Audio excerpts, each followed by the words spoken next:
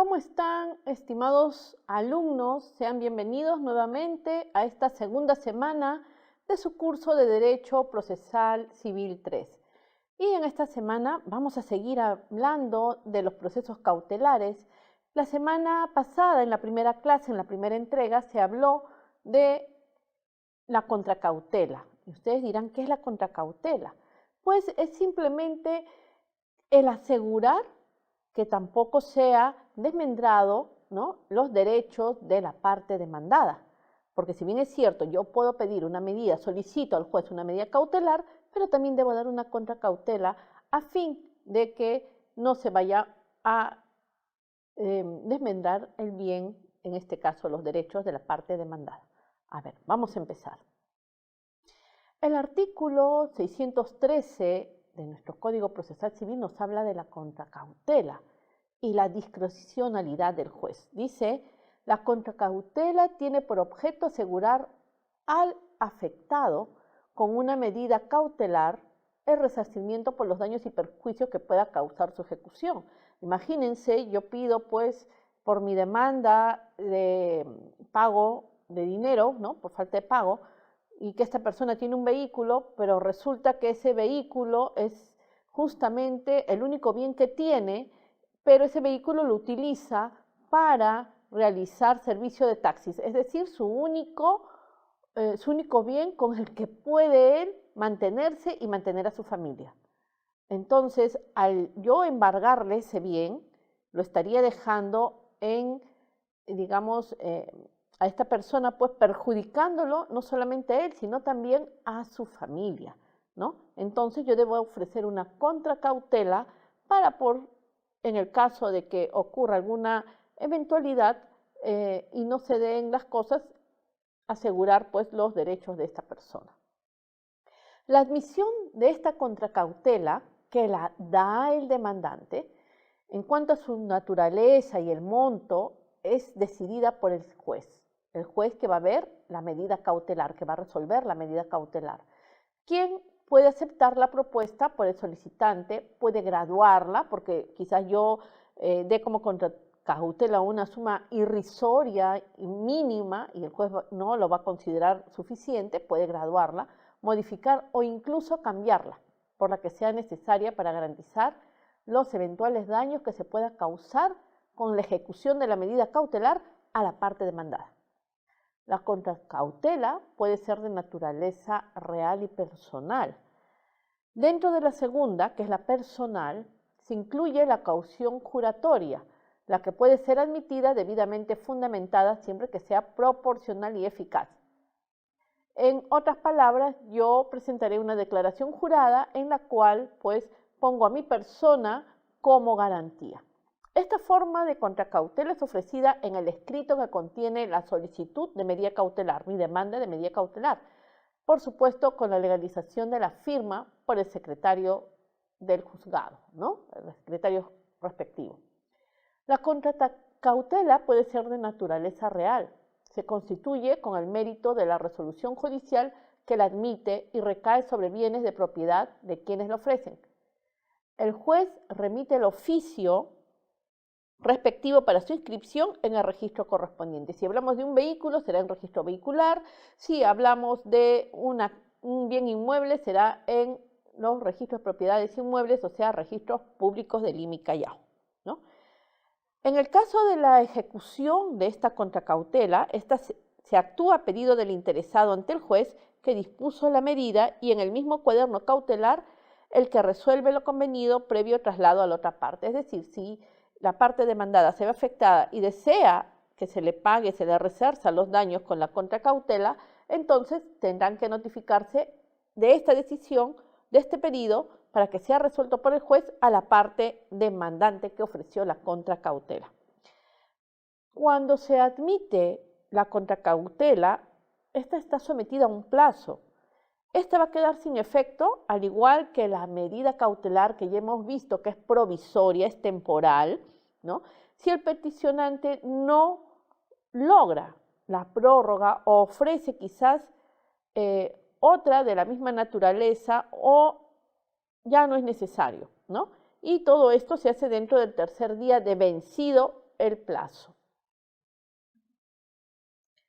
El artículo 614 nos va a decir quiénes están exceptuados de presentar una contracautela cuando solicitan una demanda de medida cautelar.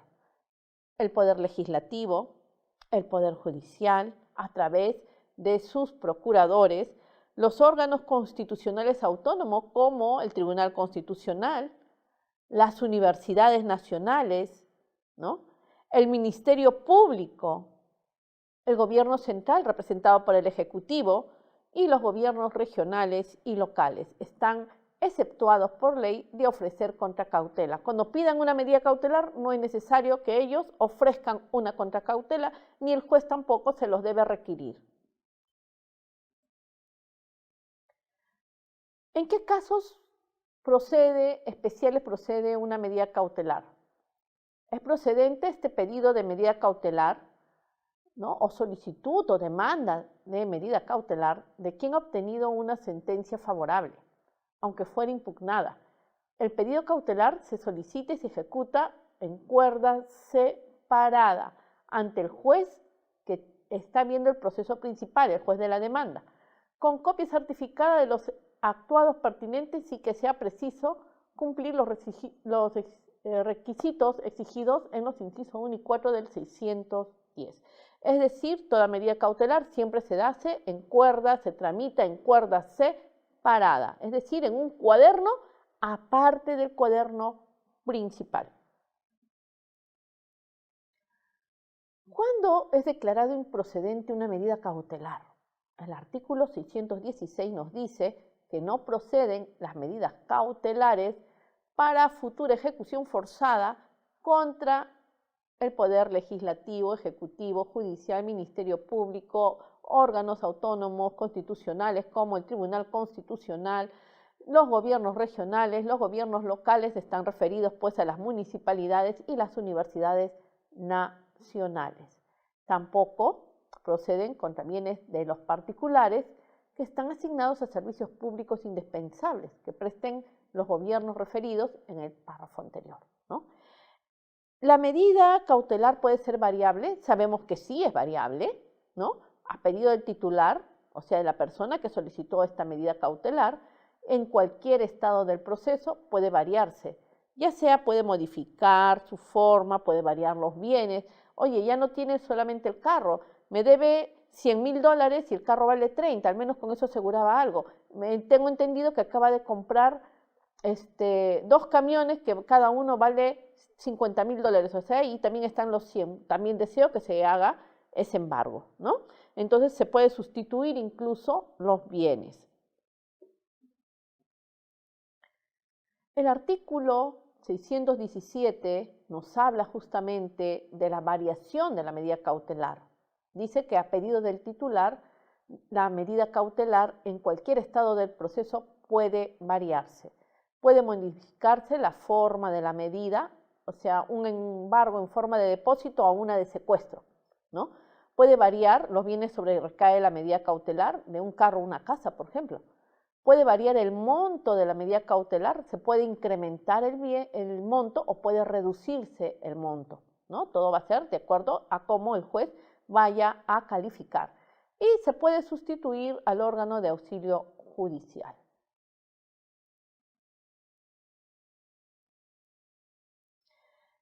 ¿Qué pasa cuando cancelamos la contracautela? Una vez que se ha resuelto el problema principal, la demanda principal, ¿no? De modo favorable a quien pidió también la medida cautelar, la contracautela que se ofreció queda cancelada de pleno derecho. Es decir, si yo ofrecí por el vehículo que valía $30.000, ¿no? Y me está debiendo a mí $100.000 y como contracautela yo ofrezco pues 5.000 soles, esos 5.000 soles quedan cancelados y no se depositan a la parte que ha sido afectada. En este caso, el que perdió el proceso, ¿no?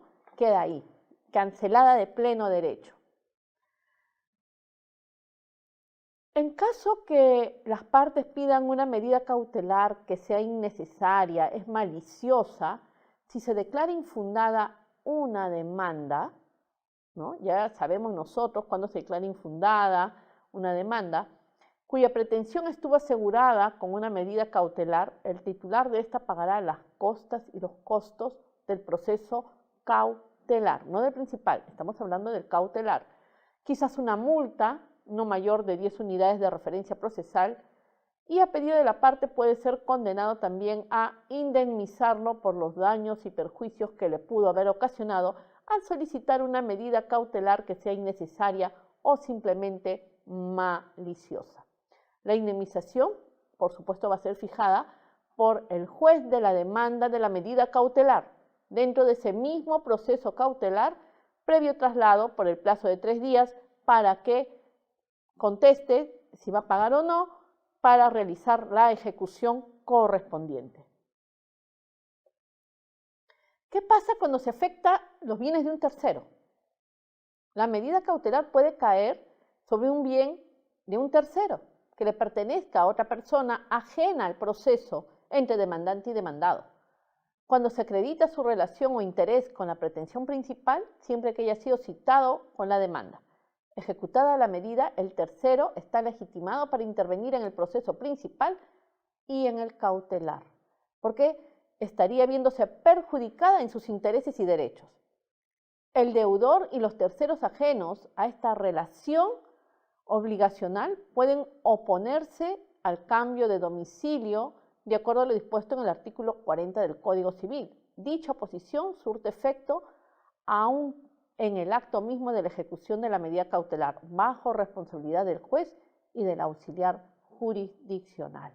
O sea, si un tercero va a ser perjudicado o quizás los bienes que se van a ingresar a la medida cautelar para su ejecución pertenezcan a un tercero, estos pueden ingresar al proceso en defensa de sus derechos.